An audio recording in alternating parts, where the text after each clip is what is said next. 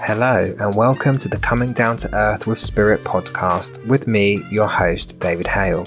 In the podcast, we'll be talking about mediumship and all things spiritual in a down-to-earth and honest kind of way, with a touch of humour also. So I hope you can join me on my podcast journey so you can learn from my own spiritual journey and experiences with spirit in the aim to help you on your own spiritual journey, or it may just be to answer any of those questions that you have about the spiritual world. So join me now as we get into this episode. Hello everyone and welcome back to another episode of Listener Questions. And this question has come from a multiple amount of people want to know the answer to this question, because whether you're a medium or not, people want to know the answer to it. And the question is, how do we get to know who our spirit guides and helpers are? And it's quite a popular question, as I say, so hopefully I'm going to be able to answer it. Now, without sounding too woo-woo and airy-fairy about it, my belief is the best way to get to know who your guides and helpers are is by finding out yourself, is through meditation and connection with spirit.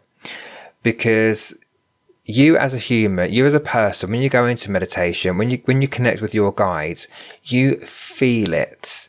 You might see them, you might hear them, you might feel a certain kind of way. And when you go into meditation, you can ask the questions in your head to your guides and ask them to step forward. And then you start building up that relationship with them. Now, many people ask me, who is my guide? Can you tell me who my guide is? My answer is always no. I won't tell people who their guides are because I very rarely pick up on people's spirit guides, right? During a reading that I do for someone, it's about connecting with their spirit family, because a spirit family want to come through and say something. They want to let you know that they are around. But your guides very, very rarely come in. And ultimately, there is no validation with spirit guides because effectively, any medium can tell you what they want. Any medium could say to you, you've got a Native American, you've got a nun, you've got a monk, you've got some kind of Greek god or whatever. And you can go, oh my God, fabulous, thank you very much. But where's the proof? Where's the evidence of that? So therefore, I don't, unless I feel strongly that I'm picking up that information about who your spirit guide is, I won't give it. Because there's no validation of it unless you've connected with them yourself first. And to give an example about that, I've done it once where one of my students and loyal followers who actually lives on the corner from me, she asked me once, could I do a little reading for her, but based on her spirit guide, and pick up who her spirit guide is. And I was very honest and I said, I can try, but I very rarely pick up on spirit guides. So I can see if I get anything, but there's no guarantee that's going to happen, which she understood. And I should learn never to say that because spirit always try and prove me wrong, and a spirit guide did step forward. And so with that little reading, I actually sketched and drew the person that I saw in my head very, very clearly. And I gave information that I'd picked up about this guide, like who I felt he was, where he was from. In fact, I got a little name dropped through as well. And the difference with that is that the person who asked me to do it, she'd already seen him in her meditation. So she was already aware of this person from an area in the world where I said he was from. She'd already picked that up. So that in itself was validation because she'd already had that connection with her spirit guide. So I just drew and I just gave her information which she was kind of already aware of, but she could validate it because she already had that connection. Whereas if someone asked me to do that and they didn't see anything beforehand, they had no knowledge of a spirit guide at all, I could have effectively said, there you go, that's your spirit guide, and they would have believed it. And again, it's not saying that I'd make it up. If it was coming into my mind, I would give what I was getting. But then for me, from my perspective, because I like validation, there is no validation from that if someone hasn't connected to their spirit guides before. So it's more powerful that for you to connect with your spirit guides yourself. So it's go into meditation And it's trusting what you're feeling, what you're perceiving, what you're hearing, what you're seeing in your mind as you're doing the meditation. Asking those questions, asking spirit to step forward, asking them to show themselves to you. But be aware that your spirit guides are not going to show themselves to you fully straight away. I think that there's this expectation that if I ask my spirit guides to step forward, I'm going to see them straight away. I'm going to know everything about them straight away. You're not. It's like meeting a new friend for the first time, maybe a new work colleague. You don't know them straight away. It takes a while to build up that relationship. It takes a while to understand who they are as a person, what their character's like, what their personality is like. It's a process. So when you are starting to connect with your guides, give yourself time and give them time and have patience and allow the relationship to build naturally as it's supposed to. I think we're far too impatient when it comes to spiritual development. We want to know everything yesterday. We don't want to wait for another 6 months. We want to know it yesterday. We want to know it now. But you need to have that patience and allow that relationship to build up. And you've got to, and if you're not so great at meditation, get good at meditation. You don't need to be an expert, but you need to be able to get to a place where you can clear your mind enough to allow your spirit guide to step forward. And then once you think you've made that connection, look out for the synchronicities. So, and the signs to back up that's who it is. So, for example, let me give an example. So when I was only into a year, maybe something like that, of my development at the very beginning, and I started to connect with who I thought was a guide, right? Was a Roman soldier, and never seen him before, but I perceived him in my mind as I was meditating. And this is the short version, by the way. And I was doubting myself. Did I make that up in my mind? Did I really see this Roman soldier as a guide? And I tried to pass it off, but I kept thinking about it.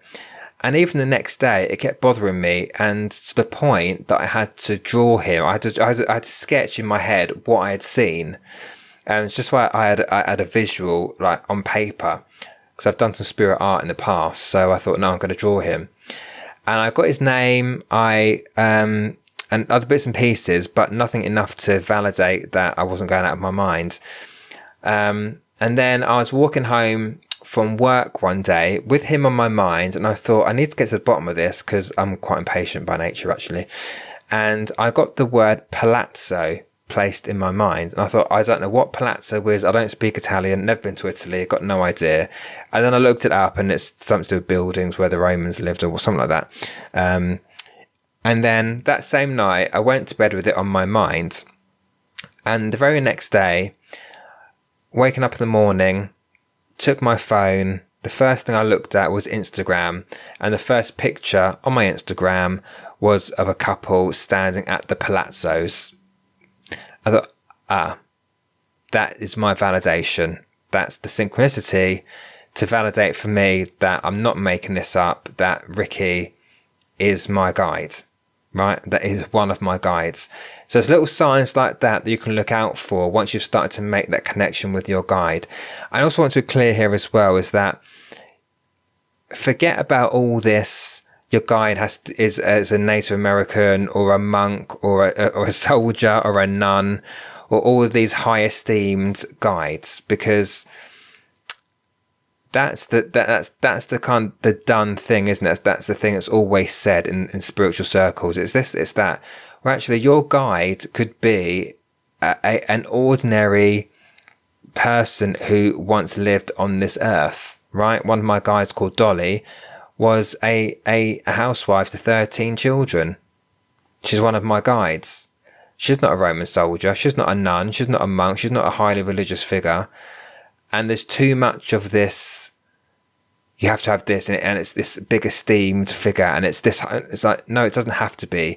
Yes, a lot of people do have Native American guides because of the spiritual connection and the spiritual aspect of Native Americans. very spiritual, a very spiritual group of people, very spiritual culture. So naturally they are going to be guides, but we need to get away from this whole, oh, it must be a monk. If it's not a monk, it can't be my guide. No, it can be an ordinary person, right? So we need to remember that as well. It's not always going to be, don't always look out for, when you're meditating, don't always look out for this big religious figure or high esteemed figure. It can just be an ordinary person that you do see. But again, just to summarize there, to get to know your guides, meditate on it. Every time you do it, write notes down of what you experience, whether it's how you feel. Did your mood change? Did you feel comfortable? Did you feel protected? And start building up from there, building up your sensations. You might get a feeling of, okay, is it a male or is it a female? Are they old? Are they young? And start building it up, and write these things down so you can start seeing a picture forming, till eventually you get to the place where you know 100% that they are this, they are that. And also just be aware that your guide's not going to tell you every single thing about them. You might not even get their real name. You might get an alias, right? They might be called one thing, but you refer to them as another. So just remember that as well. We're not necessarily going to know every single thing about them. I know some mediums who don't see their guides. They know that they are with them, but they don't see them in their heads, but they know that they are there. So we'll all experience and pick up guides in different ways because we are different people. So once again, thank you for the question. For those that asked the question, and for those that continue to ask the question as well, I hope it answers it for you. Take care of yourself. Speak to you all soon. Well, that's it for today's listener question episode. If you have any questions that you'd like me to answer based on the spiritual world or mediumship, then please do email me at davidhmedium@outlook.com. You can email me as many questions as you like. I'll add them to the list and I'll get to them as quick as I can. But until then, thanks for listening. Look after yourselves. Have a lovely day, and I'll speak to you all soon.